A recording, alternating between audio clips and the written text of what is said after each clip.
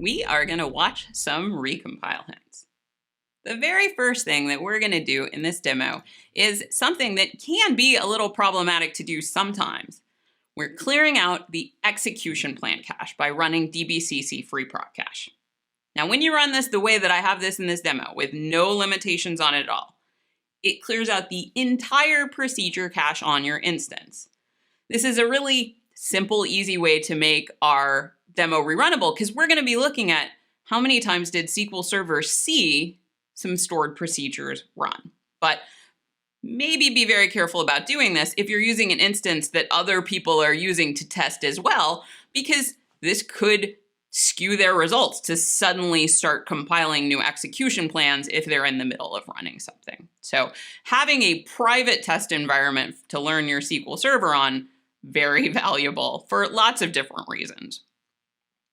What we're going to do is we're going to compile 3 different stored procedures. They're the same code, but 2 of them have recompile hints in them. The first stored procedure is called most popular year by name recompile hint. Let's go ahead and create this guy. This has 1 query in it. There's a set no count on and then 1 query in it. And the query has an option recompile query hint at the end of the query. The second stored procedure has the same name, but it's named recompile in header. And let's go ahead and create that one. In this case, there's no query hint at the end of the query. Instead, with recompile is in the header of the stored procedure. Now this seems really similar, right? There's just 1 real query in this stored procedure, but as we're going to see, these are different in some important ways.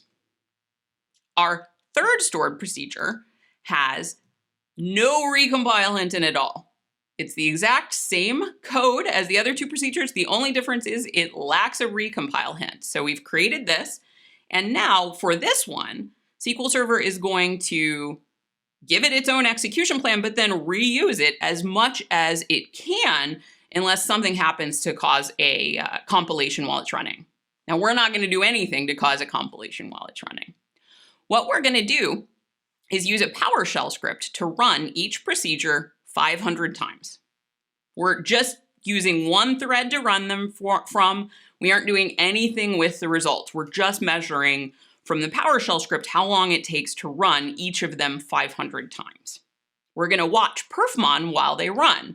We'll be looking at batch requests per sec, compilations per sec, and recompilations per sec. So here's our perfmon window. I've changed the colors a little bit to be like I like them, but it's plain old perfmon on Windows Server. And we've got our counter set up. I'm going to go ahead and unfreeze the display to start collection. A lot of times near the beginning of collection, it may have some little bounces. And now I'm going to start up our PowerShell script. So let's take a look. It's first running the stored procedure that has the recompile hint as a query hint 500 times. And there we go. That just finished up, and it now switched to running the stored procedure who has the recompile hint in the header 500 times. There we go. Let's see how that guy does. And now it should be about ready to switch over. It's now moved on to the stored procedure that has no recompile hint at all, and it's running that 500 times. And as it finishes up here, what I'm going to do is go ahead and freeze the display so we can look at the data that was collected. I have highlighting turned on using the little crayon. And when I have a line highlighted, it turns white so that you can easily see what we're looking at. So right now we're looking at the batch request per second counter. This batch request per second counter represents throughput in this case.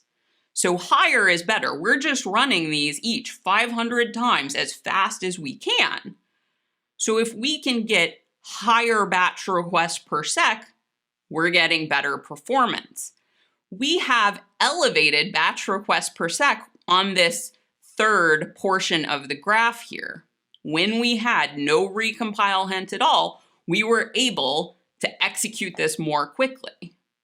So if we can reuse execution plans, and the execution plan is good for the different values that we're running it with, reusing the plan can absolutely get us better throughput, better performance. Moving down one to SQL compilations per sec. For the SQL compilations per sec counter, it's equal to batch requests per sec for both the stored procedure that had the recompile hint as the query hint, as well as the stored procedure that had the recompile hint in the header. So it saw, okay, I've got to compile really just this one query every time the procedure was run, and it's the exact same as batch requests per sec. One thing that I think is interesting is the recompilations per second counter. This one's a little weird. We only saw recompilations for the stored procedure where we had the recompile hint as the query hint. In the middle here, we have the stored procedure that had the recompile hint in the header. It saw that only as a compilation and not as a recompilation. That doesn't mean it performed any better. It's simply the counter showing things in a different way. What I really mean by showing you this is don't only look at the recompilations per sec counter. The recompilations per sec counter can be low, and you might still have recompile hints just in the stored procedure of headers, or in the header of stored procedures, which doesn't show up in this graph. So if you're looking at a SQL server and you want to know, are we having recompiles happen? Yes, you can look at the counters. If you are looking at the counters, though, you want to look at both compilations and recompilations. And really what you might want to do is look at the code base that's running against the SQL server and look for recompile hints in there too. So these counters can be a little confusing. Don't only look at the recompilations per sec counter.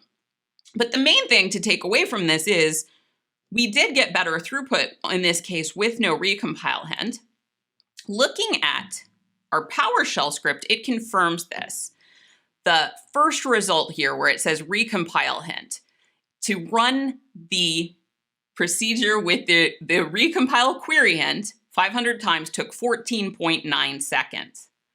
When we moved that to the header, it did get a little better throughput. It was able to run them in 14.1 seconds. But wow, with no recompile hint, even on such a simple query, we were able to get the 500 runs in just 12.9 seconds. So a full second or, second and a half, close to 2 seconds faster just by reusing the execution plans. Now, reusing execution plans doesn't always go well, but this is one of the reasons why using a recompile hint as treatment isn't always my first choice when I have multiple choices. But here's where stuff gets real too. What can we see about performance in the dynamic management views in SQL Server? We're going to first look at the sys.dmexec query stats dynamic management view. Now, this is a really useful view because it says, let's look at the queries that have run, that have execution plans in cache. And we can see things like how many times have they executed with that plan, how many logical reads did they use, how much CPU did they use, which is called worker time, how long did they take, lots of stuff. So we're going to say we want to see what's in cache for everything whose text is like most popular year by name. And I am putting an option recompile on this query because I don't want this query hanging out in my cache and filling up my cache. So for data that I want to hide or for queries that I want to hide, I do sometimes use recompile hints on those. Something interesting here. In sys.dmexec query stats, we only are seeing 2 rows for queries whose text contains most popular year by name, and we had 3 stored procedures. This first row here it saw execute 500 times, and we do get information about that. We could calculate, the average CPU time by doing total worker time divided by execution count. But let's click on the query plan and see who this is. Now, we are having this sort of weird display thing where it gave the set option a lot of space. So I've just dragged them back together. But we can see from the header up here that this is the procedure most popular year by name. Its plan is in cache. So when we didn't have the recompile hint, it saw that 500 times. The second row, it saw execute only once. We only have information about the last of 500 runs for, if I click on the query plan, the procedure whose most popular year by name recompile hint. And if I drag this up and we hover over this guy, we can see that option recompile, this is the stored procedure where it has a query hint with option recompile. It is not in the header. When we put option recompile in the header of the stored procedure, we do not have any information in sys.dmexec query stats at all for that. We have, by putting recompile in the header, we have made it invisible. By putting recompile on the query hint, we now only see the information for it. We ran it 500 times, we only see that it's run once by looking at it here. So by using recompile hints, we make it much more difficult to see the impact of the query on our instance because we only see either the last one if we use it as a query hint, or we don't see anything at all if we put it in the header. There's another dynamic management view called sys.dmexec procedure stats. Now, as you can imagine, this is not for ad hoc queries. This is where our stored procedures are going to show up for procedure level execution information. I'm looking for objects whose names are alike, most popular year by name. And let's see what we see in this alternate dynamic management view. Now, the news is a little better, but we still only have 2 rows. We have information first for the procedure that doesn't have a recompile hint, and then we have information for the procedure that has the recompile hint as a query hint. We still have no information for the procedure that had the recompile hint in the header. That's a big bummer, and that is a really good reason to not put recompile hints in the header of a procedure.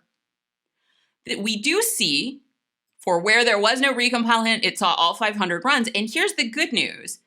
In sys.dmexec procedure stats, for the stats at the procedure level itself, for the one that had the recompile hint in the query, we still get the execution statistics for the stored procedure for all 500 runs, even though that statement was recompiling within the procedure. Because it wasn't in the header, it's still in sys.dmexec procedure stats was able to see, oh, well, here's your total CPU time for all 500 runs and your total logical reads. Now, the query plan that's in cache is only going to be the latest query plan for that query itself. We don't know what the query execution plan for that statement in the stored procedure was prior to this last execution, but at least we get execution statistics for it. So for these reasons, for performance reasons, when I'm considering ways to get consistent high execution of a given set of code, I will consider recompile hints, but they'll be among my last choices. And that's because I want the most information I can get in the plan cache, and if I don't have to compile every time, I will get better performance if I can get an execution plan that's good for all the values that it runs for. If I am going to use recompile hints, I am not going to put them in the header of any stored procedures. I'll put them only on the statements that need them using a query hint, and I'll document why I did it.